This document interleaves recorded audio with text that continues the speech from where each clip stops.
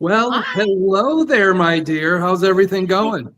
it's great. I've been so excited all day. I even did a live in the car and I looked terrible. So, just to tell everybody, don't miss this. So, I was excited. Exactly. I am excited for everybody to watch. So everybody knows this is like my lifelong work. Um, Yes. I've been doing this for a long time. Like you said, I left the state of Florida. I miss it. I miss it. And being able to do a show like this, and you guys have seen me before on serial killers, supernatural, and murderers on this Mhm. network, all access network television. But my Tuesday morning serial and all that. But this is a lifelong um, endeavor to help victims and to help people with their children growing up. I've done a lot of work with this, so it's not only the study, the shows and all this other stuff. It's putting it into practice and Mhm. looking at the criminal mind and how we could help people. And that's what this show is going to be about. We're gonna go through what I know, because I'm only as good as who I am. There's a lot of profilers out there. Again, it's just a part of the job, the forensic psychology part. It's just a part of the job, getting that data to be able to figure out, what's going on. Mhm. And I always want to figure those things out, but you're only as good as your life experience and your intuition. So I'm one of those weirdos. Not only did I learn from some of the best coming up to this point, but also being a shaman and being able to pick up on intuition too, to try and get to the point where I could get fact and help in situations. That is the biggest thing. But most of all, you don't get to this point without friends and family. So I want to thank a lot of people. First, I want to thank my better half, Stacia. Um, And there she already put her comment up. I yeah, know I you. know. I saw it. I saw it. And without her, this couldn't really come to fruition, because I really hemmed and hawed about it. You know that.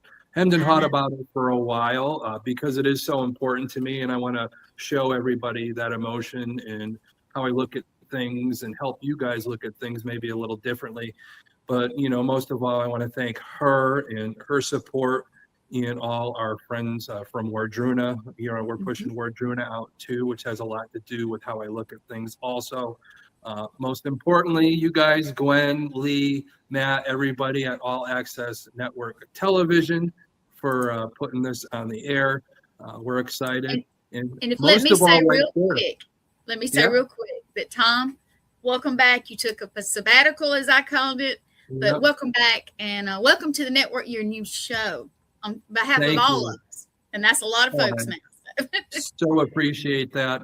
I want to, also thank Asia, my manager at Methodical Management, but also my biggest promoter, my promotions. He's done so much for me. You just saw him, Adam Began, with Historically There's Haunted. Asia. Um, there she is, Historically Haunted Tours. Make sure you get into those. Another person I want to really thank, my business partner, my brother from another mother. I really want to thank Charles Rosenet. So he's part of the Shaman and the Showman, and we've been Mhm. bringing a lot of this type of stuff to you guys, whether it be paranormal, whether it be true crime, horror, whatever. Without him, it makes it hard to get into this position. So of course we're promoting Connecticut Paracon, that's coming up on July 11th. So we'll all be there.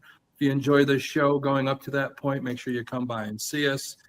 So a lot of people to thank, but that's like one of the most important things. And again, guys, I know you're all watching. I appreciate everybody watching. So when we get into the content, if I don't acknowledge you, don't feel bad. I want to get you guys as much information as possible so we could learn along the way over the next few weeks, to the point where when we start getting into some of the cases, that you guys will be armed and dangerous and try and figure things out along with me and make it nice and immersive. But in the meantime, if you do have questions, it's going to Mhm. flash below, just a reminder. If you have any questions, put them all in caps.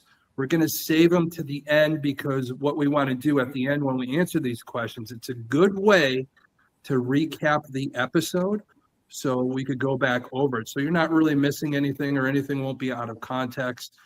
And again, I do acknowledge all you guys. I appreciate you watching. So when the show is over, I'll probably go back into the comments just to thank you guys all for watching. I am not ignoring anybody. I just think there's a lot of important information. This is the first night. Hopefully we could get through in that hour. If it goes over a little bit, hopefully we have time. You are But, good till 9:20. okay, perfect. So we have a little bit of time that we could go for, but again, thank you everybody for sticking with me, getting this show back on the air in a different context. I love my time with Gwen, Lee, and Blaine. There was a lot of people messaging me, when are you going to bring something like this back? I do appreciate the shout outs and all that. And hopefully we put a different perspective on it this time around. I got Gwen still with me in the background, but it's going to be pretty much solo. But down the road, we'll have some people on that do have the knowledge in the field, whether they be authors that have done the research. We're going to have them on and get their points of view too. But just setting you up for everything. We're going to do History 101 today, and then a little bit of the past, and then we'll bring it in more of what's going on now, just so you guys get an idea of the history and how profiling came about. One of the more exciting things to me, I don't know about you guys, but that's why they make television and movies about this type of stuff. And I want to bring that to you guys today. But you know what? Without further ado, we're 8 minutes in. So let's zoom in and uncover the criminal minds. So again, thank you guys. But let's get to it. Let's get to the history. The history of criminal profiling is a fascinating evolution. Early on, it was they look at it in a medical intuition, that it became a rigorous behavioral science. So we're going to go and look really back to the beginning, Cain and Abel, figuring out who murdered who and all that. But let's look at the why. Let's look at the who. Let's look into the mind. All right. So, with serial killers, we're going to go back really far here. And, just so you know, let's look back to early history, just with murders happened and things like that. And we have to really look at things in there. And I'll give you a little bits of information and then give you a little point of view on it, more of a modern way to look at it. But, even in the beginning, getting groups of people together, just the way things went back then, especially, you want to look at a group of women. But a group of women were arrested for poisoning an elite Roman man, marking one of the earliest documented cases of organized poisoning. So that was in ancient Rome, 331 BC, which a lot of people are going to find out over the weeks that a lot of times you look at the men and the women as serial killers, but a lot of times with women, it does come down to them using poison. Almost a lot of the serial killer women are mostly in the medical field, where they have that way of being able to get those medications and poison without getting caught. So that's one of the earlier things with a group of women getting together. So whoever this guy was must have really pissed them off to be able to do that. But, and then you got ancient China. There was a Prince Lu of Sichuan, 144, 116 BC is often cited as a very early political serial killer. He murdered over 100 people for pleasure in politics. So that's another thing we have to look at, especially nowadays. Really look at what's going on in the news, with speculation on a certain island, the politics behind that, just political rivalry, some people ending up murdered for some unknown reason. There is a mentality behind that. And a lot of the things I'm telling you tonight, we're going to dive in really deep as we go into the episodes. But right now we're funneling in really to get down to the nitty gritty of it. But even in ancient Greece, so this is where we start looking at things where there's figures like Procrustes suggested that early stories often characterize serial murders as monsters. So a lot of our lore, where you look at werewolves and things like that, that were brought up, Grimm Brothers things and all those things that went bump in the night, a lot of that stemmed from the fear of finding all these dead bodies and what's going on in back then with how they thought, a human couldn't do this. They must be a monster. So that's the mentality back then, was these killers were just basically monsters. They were myth, they were lore. And that's where you get a lot of these ancient characters from, the Roman times, the Greek times, the heroes, the bad things that happen, and where we get a lot of our stuff going on right now with the number 13 and things, all the bad luck, and they look at all these different things and where all that lore comes from. It makes it exciting, but it's the mentality. As our mind changes, as the criminal mind changes, and as we change with it, that's really important with that aspect. But, you go into medieval times, um, probably another big one is Elizabeth Bathory. Now, she was a countess. She was accused of murdering hundreds of young women. And it was said that she murdered all these women to get the blood to put it on her face to make herself look younger, which another story comes from is in Snow White. They're looking in the mirror and she felt like she wasn't the prettiest. So she had to do something and take care of Snow White, where a lot of these stories stem from is real people, real stories. But really, Elizabeth Bathory, the evidence really wasn't validated. So nobody really knows for sure, but the lore was there. The name was put in there, and a lot of stories came out of that. Giles de Reyes, he was a decorated French soldier. He kidnapped, tortured, and murdered dozens, perhaps 100 children, eventually caught due to his audacity and investigations by the church. So even back then, without police, the church were investigating murderers and catching up to them. So how things have changed over history. But really, the beginning of our country, I know a lot of people say, well, H.H. Holmes is the first recorded serial killer. But, our country, 1776, but the late 1700s, after the Revolutionary War, there was two brothers down that southern area, the Midwest area, were traveling around and murdering people. The Harper brothers, they were considered the first documented serial killers in America. Kaiser and Wiley Harp terrorized the Western frontier. So giving you all this history and how our minds changed, where people call them monsters, and now we're seeing real people, and how those things change, how lore happens, and how we look at a real case and it turns into a story of monsters or Snow White and all those different tales and all. And that's what comes. People are fascinated by serial killers and those types of things. But as we get into the 19th century, people like the Bloody Benders.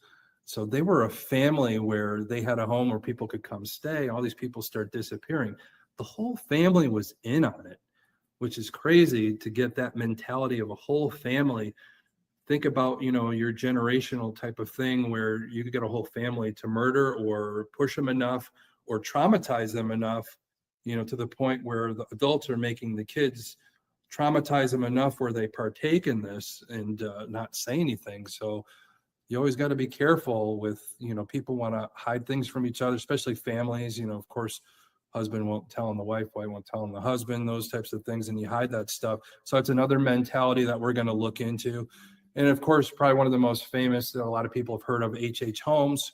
So they said he ran a murder castle, and a lot of people think that he murdered people in there. It was set up that way, but there wasn't any evidence of it. But this guy was killing people over, trying to do fraud schemes and things like that to garner money. And we're going to get into that next week when we talk more about the different reasons people are serial killers, how it breaks down. But in the meantime, we're doing history here. And remember, if you do have any questions, make sure you put them in all caps. We'll answer those on the recap at the end of the show. But also, if you want to say hi, just say hi. I'll go back in later on and say hi to you. But in the meantime, we're going to go into, how they identified them over time. Early methods were just detection, often relied on finding large number of bodies, of course, confessions or killers making mistakes, such as targeting individuals who would be missed, which is a big thing. A lot of serial killers over time in history, the weak, prostitution, they didn't think anybody would be missed, homeless people. So those are always ones they least detect, and law enforcement over time least look into. So we have to make sure we keep our population safe, even if we don't agree with how they live their lives. All people have, the right to live properly and pursue things, and hopefully the next day works out better for them. But Scientific advancements, late 19th century, 20th century forensics, such as poison detection, when they started being able to pick up poisons and all that, and the forensic pathology, fingerprinting, made it a little easier to connect related murders. And then in the 70s, we'll talk about it a little bit more, but our main topic of profiling comes about. And we also look at, the mind there, nature versus nurture.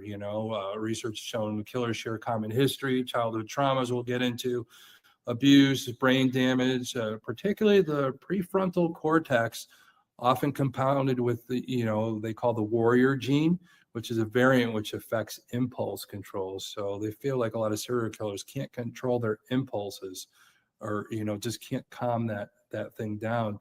I've talked about it before. It's teaching our kids, and sometimes the ability to overcome when they lose. They have a hard time with it. We raise our kids, and nowadays everybody gets a trophy, so they are not able to have that impulse control when things don't go their way. So they have to learn that, and we'll get into all that when we talk about our kids in our neighborhood and how they grow up and how to avoid certain things. There's parenting, overparenting, underparenting. There's no book on it, but at least hopefully there's some tips that might help, and to key in on things that help our children grow up a little better. But key historical themes, less dead concept is another thing. Throughout history, many serial killers have targeted marginalized people, like I said, the prostitutes, things like that. Anonymity, the rise of larger cities made it possible for them to really escape into the city, be able to hide more so they can't be detected. Just the childhood traumas we were talking about, and how those bear into things, especially at wartime. And we're really going to key into that with wartime, with the change of our society and how things become more prevalent, which basically brings us in, our early foundation. So let's break into profiling, the real in-depth history. I gave you that history, just a little background. But 1881, this is a very interesting thing, and we're really going to break this one down, because this is the one that really bothers me, because it becomes a thing of, Darwinism versus, what we learned in the Bible and all those things, and how they fought each other. And there's a bias there, but I really think the bias came in 1881.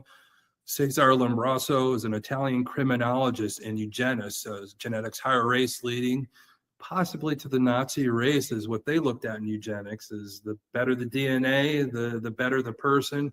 And that's what the Nazi race really looked at. He published The Criminal Man, Anthropological Criminology. He suggested that criminals were evolutionary throwbacks with specific physical characteristics, which he lists as a characteristic as stigmata. That's a very religious thing, very something deep. And in somebody like this guy that believed in Darwinism, thinking that people had defects, that they were monsters. But he's putting in stigmata almost to try and get people away from the religious side and their spirituality, to make it look like the Darwin type of theories and all that we came from apes and those types of things. And, that natural selection, survival of the fittest, those types of things. But really that one kind of disturbed me. And the best thing about it was, of course, they discredited all that at the time with that, the Darwinism versus religion in that aspect of it. And that people are just not born monsters. There's a lot more that goes into it. But really, probably one of the first recognized opportunities to do profiling, of course, is our buddy Jack the Ripper. So in 1888, Dr. Thomas Bond, he was the doctor that was overseeing all the murders that were happening in Whitechapel at the time. So he was trying to profile his unknown subject, which we shortened to unsub. So you guys have probably heard that on a lot of shows. The unknown subject. He examined victims. He concluded the killer had no medical training, but possessed great physical strength and lived a solitary and eccentric life. We don't really know who killed him, but there has been evidence that has come out recently with them matching some mitochondrial DNA which matched both Catherine Eddowes, who was the victim, and this Polish immigrant named Aaron Kosmicki. So they look into his life, what they know about it. So they're still balancing it out if he was living under an assumed name, that it could have been one guy over the other. But the one thing is, he was a hairdresser, barber. So, you're good with that blade to shave or anything like that. But again, that shows no medical training, which Thomas Bond possibly picked up on.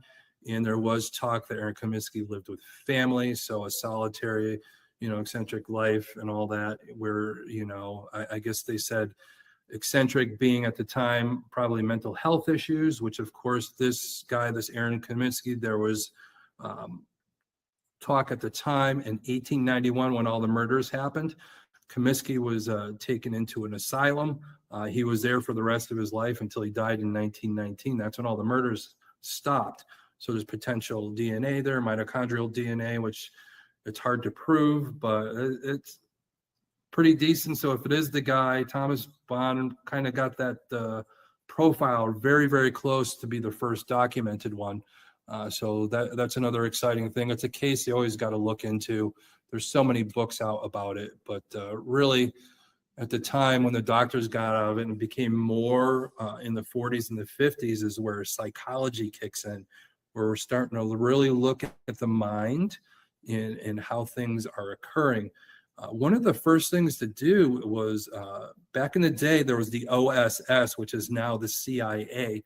Our government hired a guy during World War II as a psychologist, Walter Langer. He was a psychoanalyst out of Harvard. He was commissioned, of course, by the OSS to create a psychological profile of Adolf Hitler.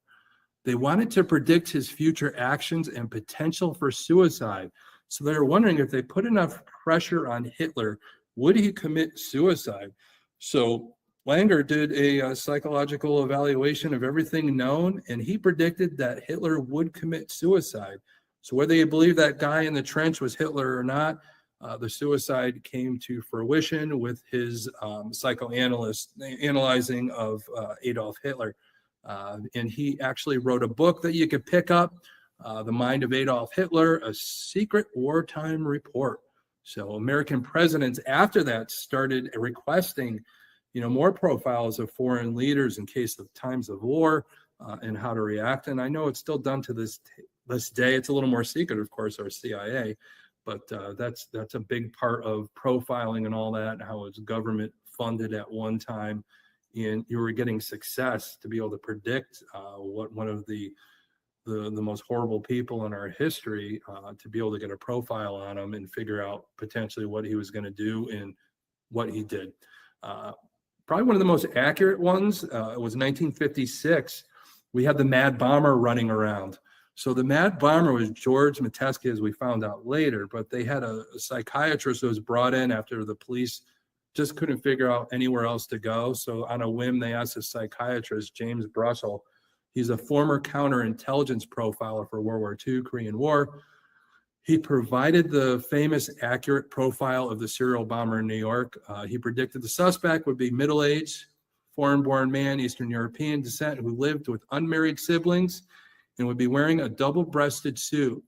So when Metesky was arrested, believe it or not, I used to live in Connecticut. I live in Ohio now, but Metesky was living in Connecticut. So he was arrested at the time. And when they finally got him down to the police station, he made sure that he put on a double-breasted suit.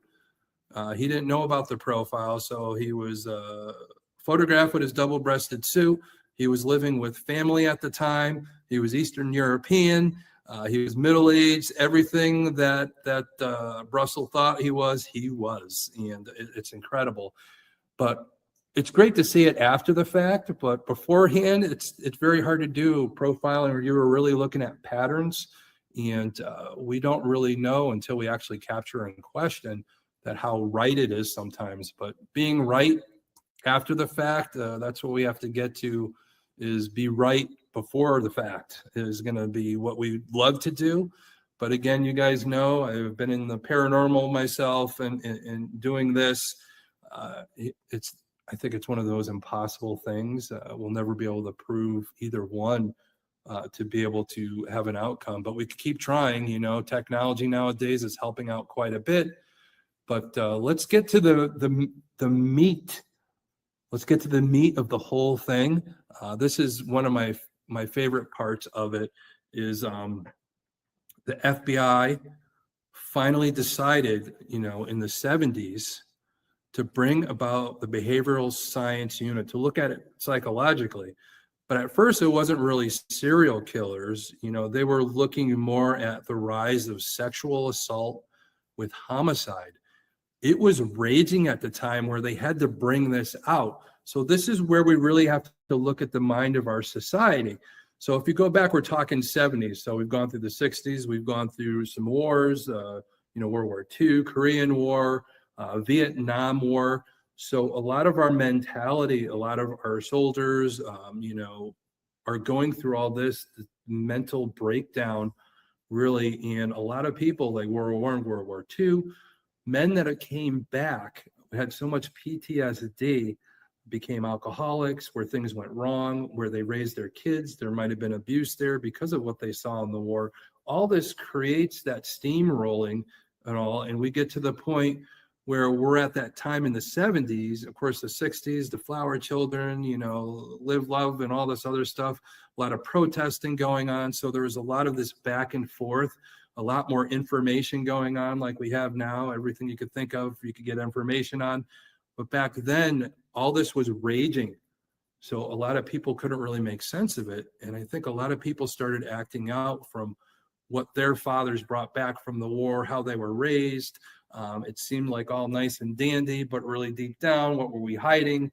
What was the PTSD that was never treated? That people became alcoholics, a lot of drug use and all that. And a lot of these things lead to mental breakdowns. So that's what gave the rise to a lot of these different things going on with sexual assault, with homicide. So it brought together FBI's behavioral science unit. It was first originally run by Patrick Delaney and Howard Tetton. They wanted to look at the criminals committing crimes and actionable investigative information for law enforcement, which is a big thing. And they weren't doing this at the time. So it was a collective trying to get this information to see what was going on. But of course, we know more now, and we could look back on it and give that information, like I was talking about with, the wars and how our society changed and what occurred and what might have led to a lot of this, that divide, the tension, politics, wars, how we raise our kids when we're going through things we can't figure out on our own, with PTSD and those types of stuff and traumas. So which leads to a lot of this, it is that nature versus nurture, or what's one over the other. We have to really pinpoint that in. But probably one of the most important parts in profiling history, of course, is when they brought in John Douglas and Robert Ressler. All right. So Robert Ressler is the guy famous for coining the term serial killer. So they needed to look at it in a term. And the science behind it was Douglas and Ressler decided they were going to go and interview a lot of these so-called sexual assault, homicide people, serial killers that they coined, and interview them and see what made them tick. They went in and really they weren't asking a lot of the right questions at first. And that's going to be another topic of how we question people on some of the other episodes. But really, if you look at it, they weren't really questioning it right. And in the meantime, Mulaney and Tetton were still involved, they suggested that maybe we could get somebody else involved and put this all together properly to get a little bit more, as they were trying to do this down in the basement of the FBI. So they had this woman over at Boston College in Boston. So she wasn't going to travel all the way down to Washington. So she consulted. So she put together a program. Her name is Dr. Ann Burgess, an incredible woman. She was a psychiatric clinical nurse at the time and just, over the years, just got her doctorate. But she was the one that actually put together the questionnaire and how they were going to question these people to get the right information.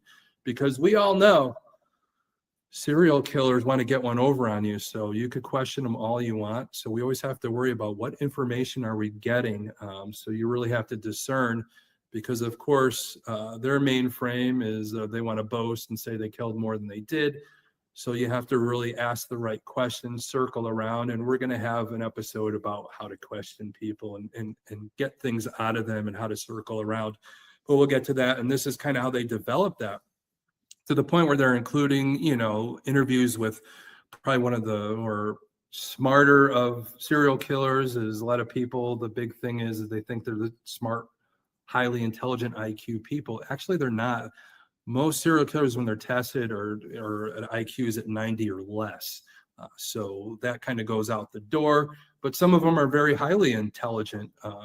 Case in point, probably one of the smarter ones, Edmund Kemper, the co-ed killer. The guy was like 6'8", so kind of menacing person. But he was so smart back in the day, he put together a questionnaire for the psychologist, because he told the psychologist, the questions you're asking me aren't going to help. Let me suggest this. So this guy's, changing the whole testing procedure for psychologists while he's still a teenager, which is pretty incredible. And the other really, really intelligent person who was involved in politics and everything, a pure psychopath, I got to say, Ted Bundy. And we're going to, talk a lot about him and his case study, where this guy would learn how to have emotions because he had to, because he didn't have any, and how he did that. And we'll talk about that. They wanted to understand their signatures, their motivations in those interviews and all that. It came to the point where over time, Robert Ressler has since passed. John Douglas and Dr. Ann Burgess are still around. I know John Douglas wrote one of my favorite books, as you could see, a little backwards, but Mindhunter. That might sound familiar to some of you. There was a TV show on. They had a couple seasons of Mindhunter, and I forget what channel it was on, but it was based off of the BSU and the work of John Douglas, Dr. Ann Burgess, Robert Ressler. So if you ever watch the show, kind of how the counterparts are, Holden Ford was one of the characters that was based off of John Douglas. Bill Tench was based off of Ressler. And of course, Wendy Carr was based off of Ann Burgess. So a few of the things were changed. Some of that's not reality, but it was pretty much spot on where a lot of the work that was done, to the point where a lot of films and the books like Mindhunter were written. Probably one of my favorite films of all time about a serial killer is Silence of the Lambs. And I know Douglas kind of gave some information on that. The author Thomas Harris was said to have based the character Jack Crawford, who was the head of the FBI at the time, off of John Douglas's work, which is pretty cool. And the really good part of it. But one of the things that we're going to get into a lot more next week, but organized and disorganized. The FBI developed a primary dichotomy. Organized, of course, your organized serial killer is a planned, intelligent, social, competent, leaves little evidence. Disorganized is impulsive, a messy crime scene. Lower intelligence often lives alone. And as we go and we're learning more and more about the mental side of it with the BSU, in 1984, one big thing that came about was the National Center for Analysis of Violent Crime, which was established to provide federal assistance to local law enforcement. And that kind of stemmed a little bit further from that into what's called VICAP, which is one of the most important things for being able to track a lot of the serial killers. It's the Violent Crime Apprehension Program. It's a centralized computer database to link serial crimes across different jurisdictions. So if there's a similarity in one state to another, that way they could pinpoint things in, because a lot of times nowadays, if you really look at it, some of the serial killers that were caught were riding the rail, jumping from state to state. So there's similarities to be able to latch onto that.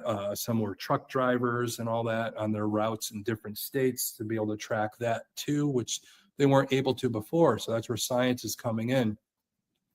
And probably one of the biggest things after is how they're trying to get science involved, computers involved with the more of the data. And again, after years of doing the profiled side of things, it's exciting when you say the word, but back in the day when I was getting the information, all it was a lot of data.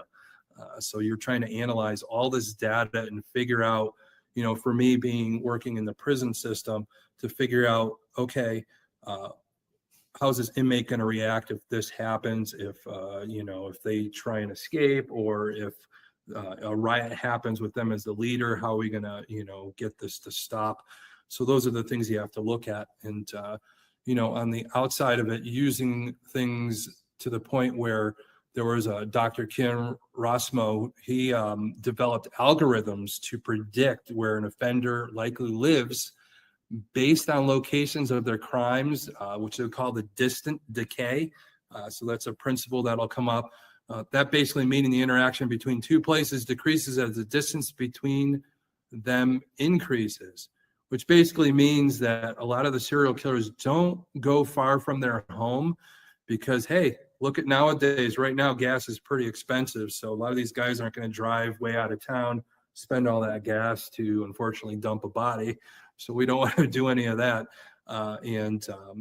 Just being too far away, a lot of times it's familiarity.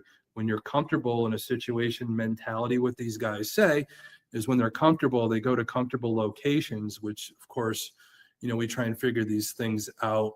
And that's where it comes down to, especially after their capture. Then you see they go to a lot of places, like some of the serial killers dump bodies in the woods where they used to go camping. It's a familiar area. It's something that they know. It's a point of calm for them, where they know they're going to be private. So a lot of those analysis from that type of thing with that geographic profiling is what we call it.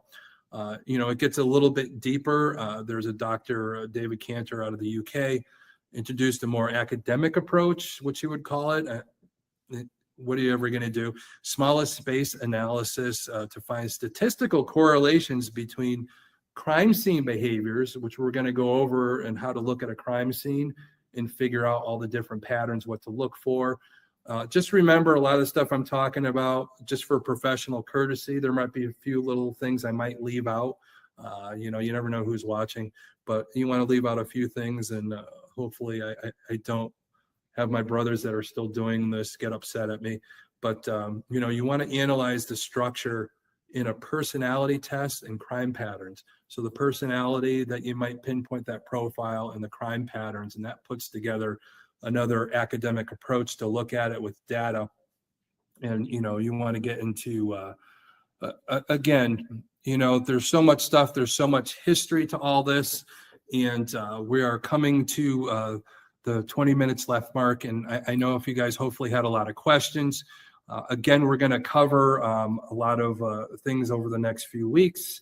I know the history we threw at you, and we really want to put that home so you kind of know STEM, a little base where we're starting off at, so you guys could learn a little bit more. Again, I mentioned a few books. Go back and watch the episode if you miss anything. I would really appreciate that. I know All Access Network would appreciate that too, to watch this multiple times to get the information you might have missed. But of course, Mindhunter, the book, is fantastic. There was other books that I mentioned, the one about the profile of Hitler. We just go from there, and just how history goes. The more you read, the more you watch things. But, I thank God that I got the opportunity to put what I've learned from some of the best in the industry and be able to put it into action and help a lot of people along the way. Hopefully I'll help you guys to learn a little bit, help you look at things in a little different way. That's my hope. But in the meantime, we'll bring Gwen back on if she could hear me. Hopefully we can get her back on here in a second.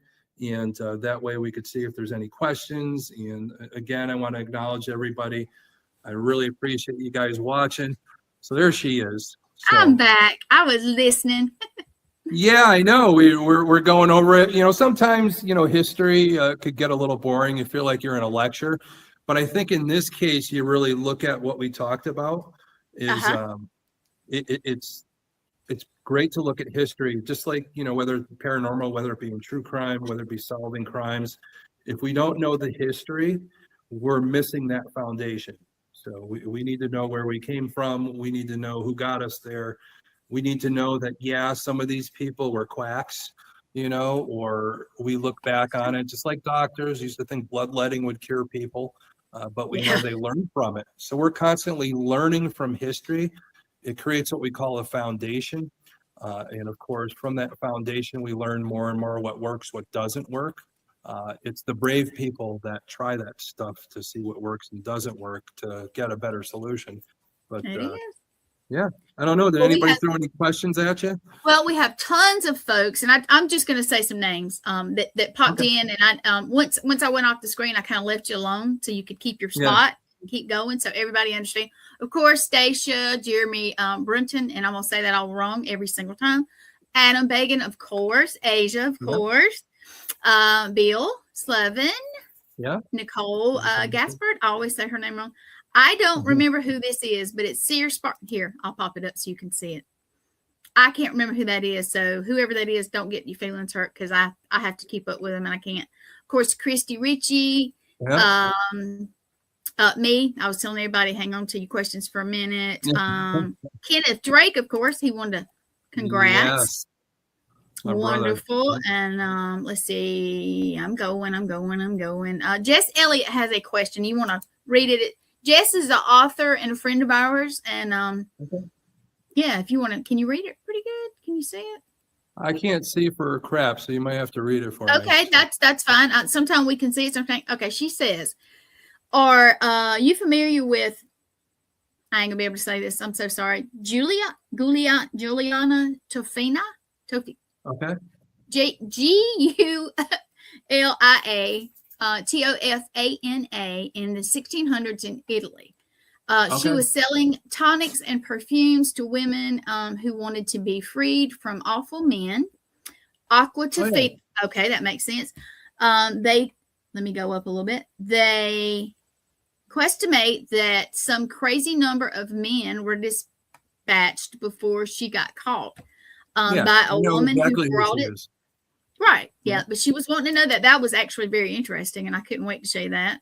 I'm going down the list. Yeah. Of course. Well, let me give you a little bit more information on what happened was what she was doing. The men that were going missing, she was melting down their bodies in a vat and using them for the perfumes and soap that she was selling to these women. So that's why she kind of used that saying and all that. So yeah, I remember reading about that case. I'm pretty sure it's that woman. I know might have been another one that was similar, but I'm pretty sure that was the one in Italy. And she was making soap out of men that she killed and putting them in that. Like, that's kind of crazy. If any of the men in the village pissed her off, they became soap or perfume for the women that they were probably abusing. So she probably noticed it, almost like a Dexter type of thing, maybe in a way.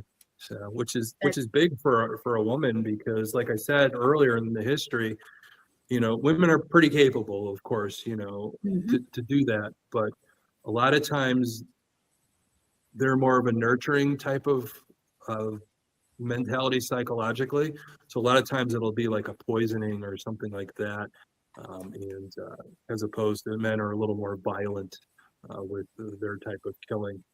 But it's not saying that women can't be violent, but majority of the time, really it's the other way around and all that. So. Well, let's see. Let's get in the list a little more. Morgan Caldwell, Greg Koss, just a little chitter chatter, and I know you're going to go back and read a lot of this and make some comment.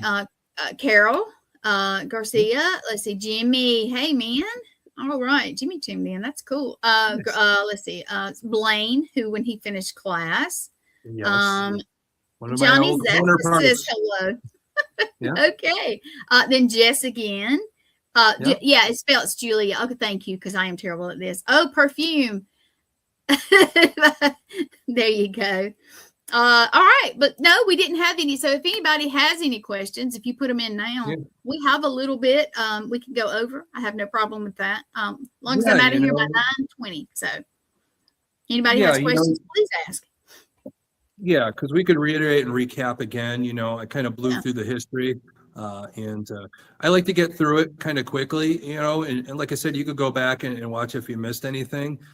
There's so much other history. I kind of broke it down a little bit, some of the key points, but most importantly, the 70s, like we were talking about. But even before that, the lore and history of murderers were a lot of our folklore A lot of our Greek, the tragedies and types of things that we see plays done upon, the monster was really just a serial killer or a murderer from history, and they don't put it that way. They just considered them all monsters because they couldn't make sense of why some human being would do that to another human being, and have all these bodies and all this other stuff. So it really became lore. Even when I talked about earlier about Elizabeth Bathory, even if that was true or not, really some of our greatest tales, Snow White, the evil queen, and Mm-hmm. how she wanted to be the most beautiful. And the lore was is Bathory would rub herself in the young girl's blood that she murdered to help herself keep the youth and be the most beautiful.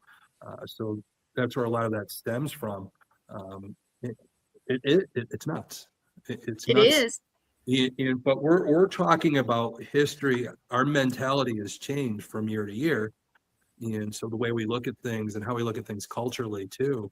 And I'm very excited to get into a lot of the things over the next few weeks. It's going to be fun, It and is. hopefully you guys get involved. We'll be immersed and all that. I know sometimes the first episode we get going, history, some people find it boring, but I find it exciting, because we can't get into the nitty gritty, the real psychological mind, which we'll be coming up to and get really immersed, and be able to answer questions and help you guys get in touch, not only with yourself and how you think yourself, but how others might be thinking, and the proper to look at it. Another way, a lot of people have certain ways they think of things that may not be what you're thinking. A lot of people think certain things like touching your nose, is body language. A lot of us forget that some people just do that by habit. So we have to take in context and all that. So we're going Mm-hmm. to learn more about body language, why people say certain things. So we have to really look at patterns and see Right. We where the do have pattern one changes. question, Thomas, when you get Good. to a point. Sure. Carol, I don't know if you can read it again, so I'm just going to read it for you. It says, question: do you think some are truck drivers traveling through areas, so it takes longer to get caught? We've discussed this so many times. Yes. It is, and there is a lot of them. The happy face killer was a truck Mm-hmm. driver, probably one of the more prevalent ones. But truck drivers do have that ability. They're going from town to town, so they have the means. They have the ability to be able to kill and not be detected.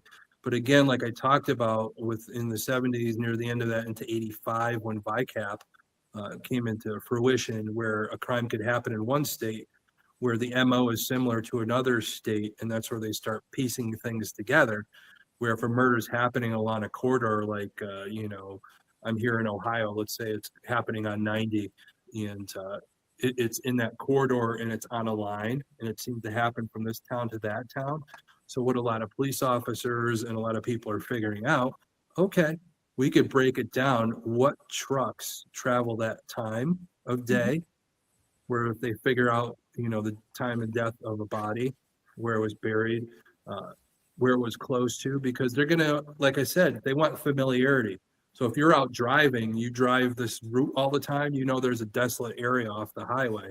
So you're gonna be familiar because you drive by it every day, and okay, I drive that route every day, I'm gonna dump them here. So you start taking those things in, and the police are able to pinpoint in maybe on a type of like company that drives that route, and then you just keep funneling it down until they finally have their suspect, and we could bring them in and question them with some. Most of the time we already have the answers. It's just a matter of watching the person we're questioning and a little bit about them and how their patterns change when we ask certain questions, and that way we know we're onto something, to be able to get the fact and put it all together with evidence. And that's kind of how it works, especially the truck drivers nowadays. I think because of VICAP is really why we've been able to stem a lot of that. Because back in the day, they used to ride the rail. So these people would Yeah. get on a train because they really think, Belisca Axe Murder House, where all those kids were killed, the parents were killed. They were thinking it was the guy that killed elsewhere, because at the time there wasn't VICAP, but there was. As we get older, we look at different crimes from back then in newspaper clippings. A couple states away, there was another crime of somebody getting killed with axe. to a family and all that. So we're thinking, hey, maybe that guy was a serial killer that jumped from train to train. So that's another part. Is this the Garth Brooks question? Yeah, and we actually talked about that on the show Yeah. we did together. So that just made me smile because I was sitting here thinking, oh yeah. But yeah, she's basically saying, have you heard of the theory about the Garth Brooks? Is a serial killer. The author mapped missing, murdered people, and Garth's tour dates. But as far as I've found, the author is the only one with this theory. So I have to wonder if it's his way of making waves and getting famous, or there's a Garth Brooks groupie who does it. Just wondering if you had heard that one. So yeah, I did hear about that, and it's funny because a lot of people, I mean, the paranormal, and then we're talking about true crime, but really back in the day, I was a demo singer out of Nashville, so I would go down and record in Nashville. I was a runner-up to be on the show Nashville Star the first season. That was the season that Miranda Lambert was on, and Buddy Jewell won that season. But you go in that field and aspect, and I think a lot of the reasons why I didn't really make it in the music business is because everybody said I looked like Garth Brooks.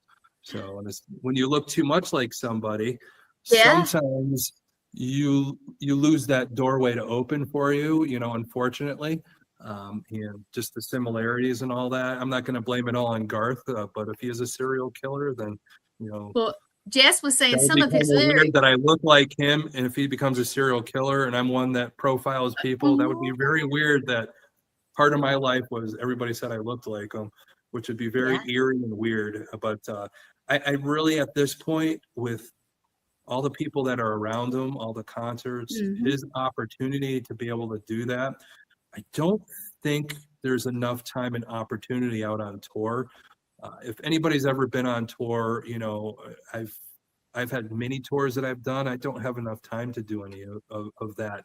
You're setting up. I know you have people to do that for you when you get to Garth Brooks status, but when you're on tour, you don't want to really go anywhere because you risk the chance of something happening where you can't make it to the concert and then you have to give money back. So I don't think he put himself in that situation. It is said that he really treats his fans really well, to the point where he stayed 24 hours to make sure he signed everybody an autograph and all that.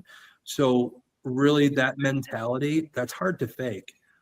Most serial killers, we're going to get into their mind frame where, they can fake things, but it's hard for a serial killer to fake for 24 hours to go sign everybody's autograph. So for me, being a fan, but really looking at it as a profiler, it's fun to think maybe he is and all that and speculate. Did you see Jess's last comment? You got to read this. No. She said, "Oh well, there's our answer. You are the groupie." Ha ha. Just kidding. Yeah, maybe, I don't know. I'm not really a groupie because pretty much I think my career stayed stagnant because of him. I'm more of a hater, in a love-hate relationship. But I think, in life, everything happens for a reason. I think if I went that route and it went the way I was hoping it did, like Garth Brooks' song Unanswered Prayers, I wouldn't have, met a lot of you guys. So yeah, there's always a reason for everything. And we have to thank our lucky stars sometimes. We think the worst is happening, but actually it's the best waiting. So that's always a big thing, especially with the Garth Brooks thing. So I'll forgive him. Well, it just, you know what, you were meant to do this and be in the paranormal and do all that you do and meet us. So it is. You really look at it. Even my whole life, just doing, like I said, the music, paranormal from a young age, where I got to figure out who I was. I didn't know who I was at a young age, why I was feeling things and all that, and being lucky enough to meet somebody like Lorraine Warren to help me, Ed Warren and all them, and have that time and just garner friendships over those years with friends like John Zappis and all that, and people that really look at things on a cerebral way with critical thinking. Not only in the paranormal do you have to be a critical thinker to be able to debunk things or to see things in a 360 view, especially when it comes to studies like demonology and parapsychology. You have to look at it critically and all that. Not everything's a demon, of course, but not everybody's a serial killer because they did something when they were younger or had trauma. Not everybody becomes a serial killer. There's always that catalyst, and we're going to learn a lot on this show what turns people, what the catalyst is, what our society is. Like I said earlier, really the big prevalent for the FBI to change and get this behavioral science unit, there was a lot of crime going on that was sexually based and murder. But if you really look at it, how come it wasn't before? How come it wasn't back then? We look at World War II or even World War One. There's a circle there where this person fought in World War One, had PTSD of what he saw. So he had a harder time being the father or the parent they wanted to be because they're suffering not only with the life they had, what's taken from them as a young child, 18, whatever years old, some maybe younger, their mentality changes and they get the PTSD and things get rewired. Then we start learning that on an epigenetics type of thing where we're passing on generation to generation of that generational trauma, which we do a lot with Wardruna to be able to help with that. But even in profiling, as you really look at it, so World War One to World War II, so we're going through all these generations of unhealed trauma and how we raise our kids with that unhealed trauma, the alcoholics, the hoarder, whatever negative thing that could happen to change the way your mind thinks. So that's why a lot of more things are becoming more and more prevalent with, the serial killers during, the most serial killers, not necessarily caught, but in action, going off of the computer, what they were picking up through VICAP was in the 80s. So you really think of how we're spinning around with the Vietnam era and all that, all these wars of PTSD and how we lost all these people trying to make sense of it. Our psychology changed. But unfortunately, as the psychology changed, they were going through all this with all the wars, it didn't catch up quick enough. So there's that disconnect where we disassociate as a society, where all this war's going on and we numb ourselves to it to the point where a lot of these serial killers, ended up being military people, PTSD, come back, couldn't handle it, or thought they were still at war, where the mental part comes in, where they see somebody and they disassociate, think they're still in Vietnam, they end up killing somebody. And this is a pattern for them over time.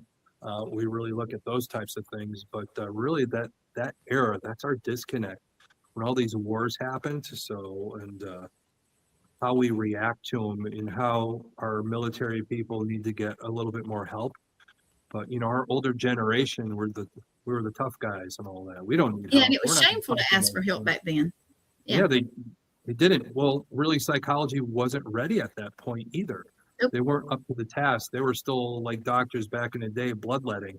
They couldn't see the mind and how it was reacting and how the changes were happening and how we passed it from generation to generation to generation. It just got worse and worse as the wars went on, how we raise our children, what we see in the war come back. Even women had to go through, wartime too, being alone and all that. And the whole mentality of our nuclear family just kind of died there. That's where really it starts stemming in. And think about it. Family, but not. Yep. And back in the day, they came back and it was shell shock, and it was shameful to have shell shock. Yeah, it was. And so they pretended they didn't. So. And that's the hardest part in our how we look at things and how we figure out things now, all the different ways to be able to help people. Now we're trying to catch up because, in epigenetics and generational stuff, it takes almost 7 generations to fix what was broken. So we really have to stay on top of things. And I'm really hoping, with this show, I can help a few people out there, whether it be with their own kids as they're growing up.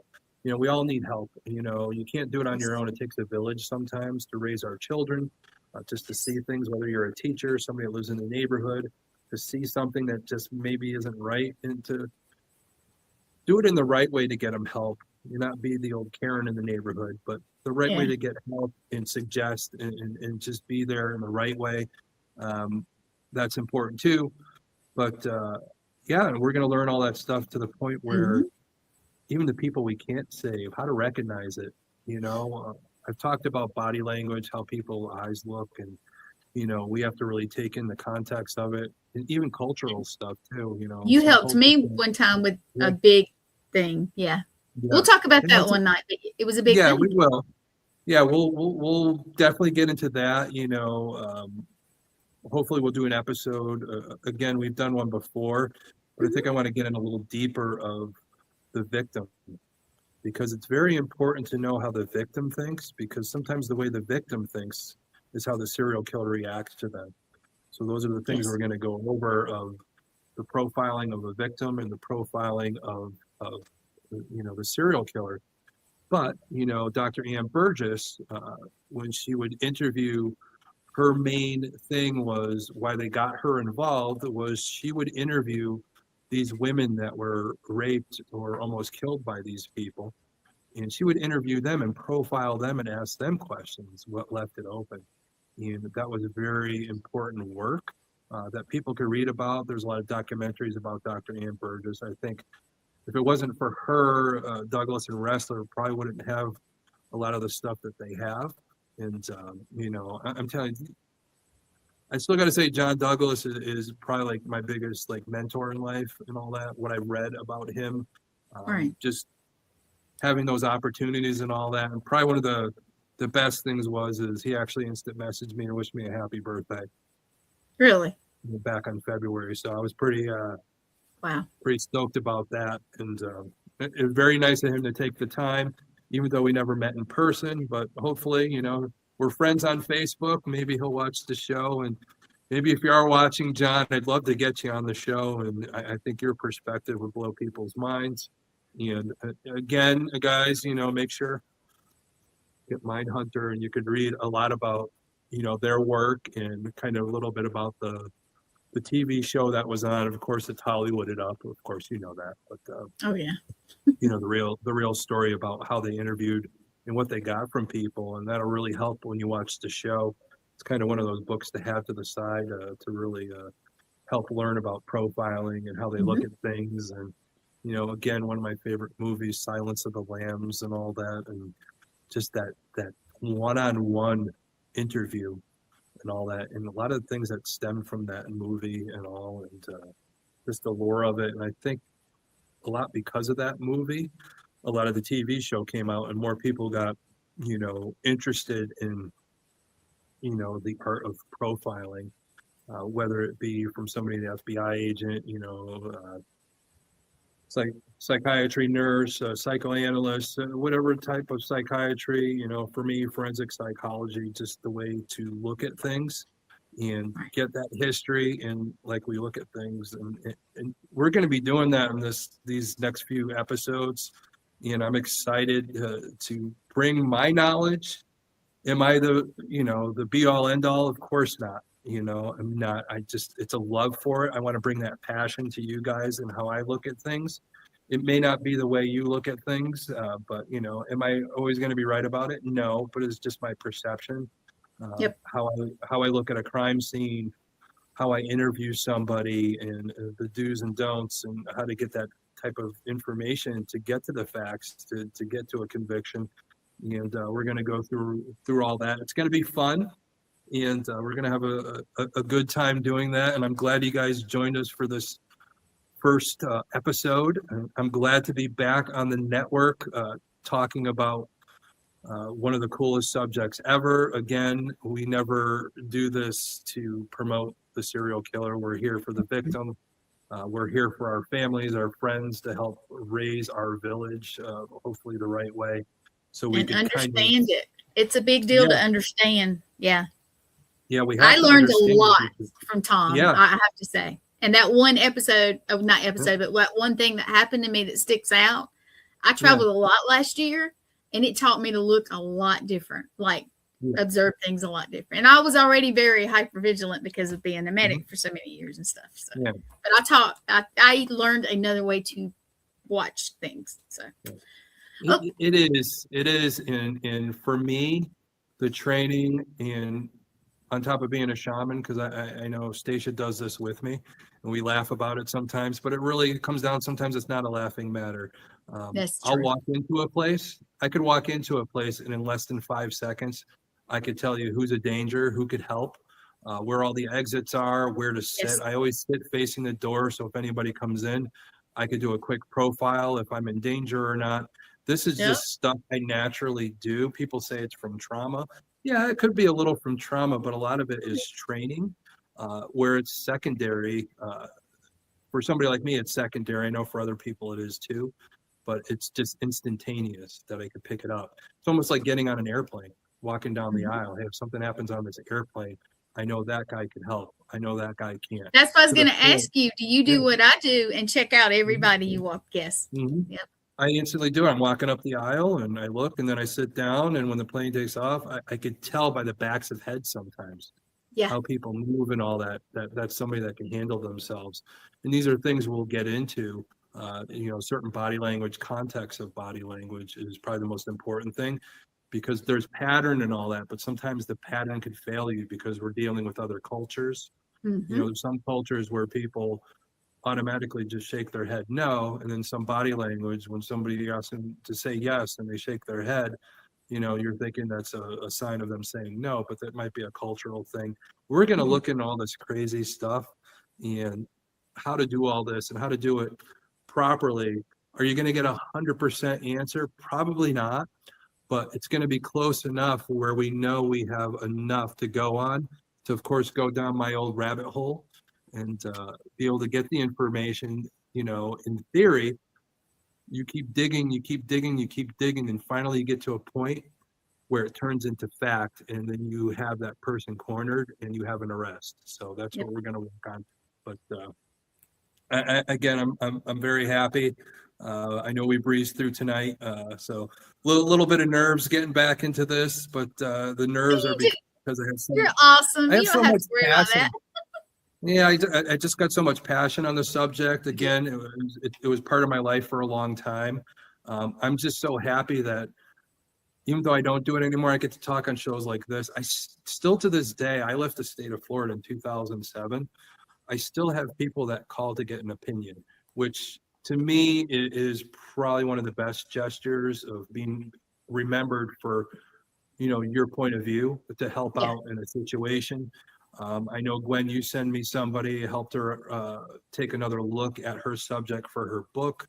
Mm-hmm. I have other people have reached out to get some idea on how to look at their character for a book, or to get a read on, a case that's actually going on now that people are writing books about, to get a profile, Right. to really dig down into the book. I like your friend I talked to, she has actually talked to this particular criminal, and she was asking certain questions, and I said, well, if you go back in, ask this question, ask it this way, do this, you're going to Right. get a better look into what his childhood was, and be able to get maybe a little bit more context or more information to build your character, which is a reality in this book, to get more information, because some people aren't so forthcoming of their traumas as childhood. Sometimes you have other ways to be able to get it out of them, because a lot of killers, they're proud people, of course. They want to control, so we always have to be careful of that. A lot of them, the narcissistic people, all the different antisocial behaviors that we're going to go into, but those are the types of things that they don't have feel. So you have to ask things a different way, or they do have feel, but they're in chaos. So other ways that we have to ask to get information about them, especially if we're writing a book or we're trying to pinpoint in on how we could track somebody else down, as we learn things from all that information. But again, we're talking to serial killers. They're very manipulative. So it's almost to the point where I think 40% of the information we've gotten about them over the years is probably a bunch of BS. So Mm. we're That sounds hoping about that right. 40%. Yeah. It is. We're hoping that 40% we could get to more of the bottom of that and really pinpoint in on being able to capture some of these people beforehand instead of after the fact. And then saying, hey, my profile was right. It's like, who gives a crap? All these people are dead. So we want to be able to pinpoint in a little bit more. And I think a lot of the science is changing. Of course, technology has helped out a lot. DNA, capturing cold cases, cameras everywhere. People have their Ring cameras, seeing people go by, being able to pick up more. Currently right now, the thing that's very upsetting to me, I can't figure out why is Guthrie, the news lady whose mom has gone missing and all that. All those cameras all in the area and all that. I don't know why that case bothers me. There's something wrong there. There's Yeah, I have something. a theory. Yeah. But it's not that time for me to think. But I have a theory of Yeah. my own, and I'm sure somebody out there is thinking the same way. But Yeah, but that's the I do not side like of it. That's the worst part of being able to not being in the mix of it anymore. Is like in my mind, I was like, I want to interview a certain person, and I think if I give me a few minutes to interview them, then I feel confident that I could get a little bit more information. But sometimes they might already have that information. It's just something they're keeping out of the news right now to be able to get more evidence. So a lot of people make that mistake. They're like, why aren't they thinking this way? Why aren't they telling us this? Sometimes they got to hold that information back because certain things have to fall into place. Just like life, sometimes we have to be patient for certain things to happen in life because they're going to happen. You can have faith in it. But especially in a criminal investigation, like I said, disclaimer, there might be some things we're talking about profiling and how you look at things in a crime scene. I might leave out a few things just for professional courtesy because some of that stuff could really you get into the wrong mind and we could have a problem. And I never want to cause that for people that are still in this industry working. And so, but if you kind of see me on a day that I'm kind of being nice off air, maybe I might tell you a few little things. That's because I know that you're probably not the type of person that's gonna a little bit more of a controlled scenario. Let's just put it that way. There you go. Yeah, come out to Connecticut Paracon. That's coming up in July 11th, and Wait, I think I still have the poster. If not, I'm going to load it up. We have to erase some things to have. There's the poster. It's not the whole ad. Yeah, it is. Yeah, so. I love it. I love that poster. Yeah. Even they were talking about paranormal stuff, but hey, watching the show, you might have some questions.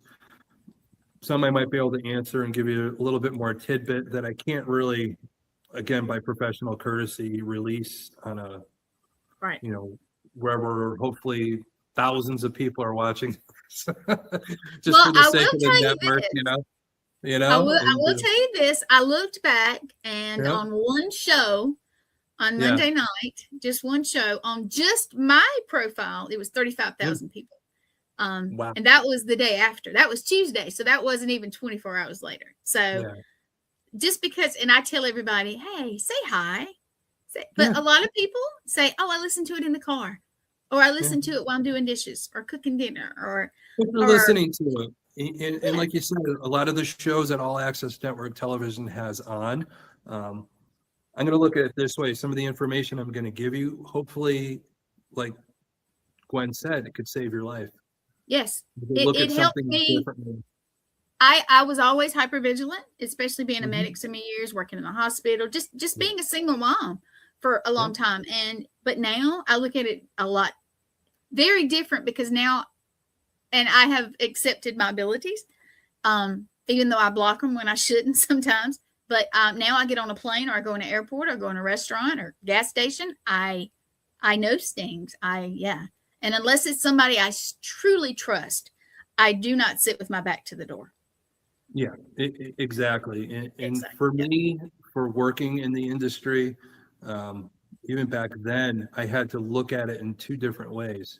Is this me picking it up as a shaman, or is this me picking it up in training? And I really had to discern that because, of course, nobody back then knew I was a shaman and how I see things. And I wonder how the hell I figured crap out in the prison.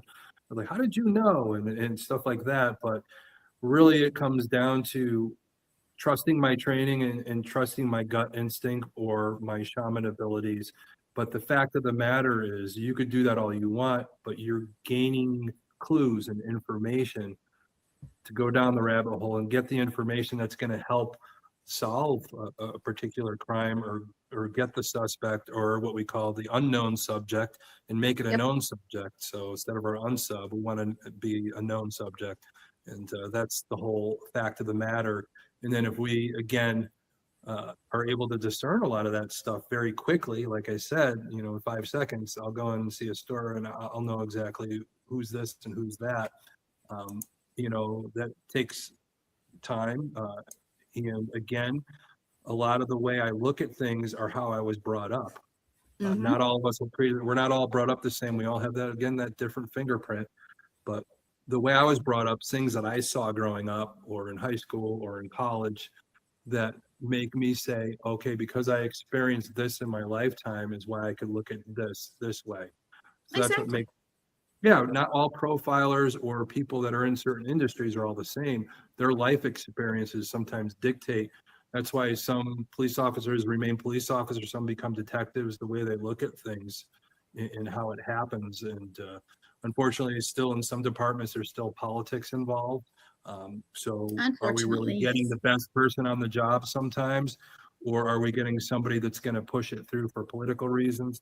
That's still something that upsets me. But I ran into those issues back in the day. It's funny,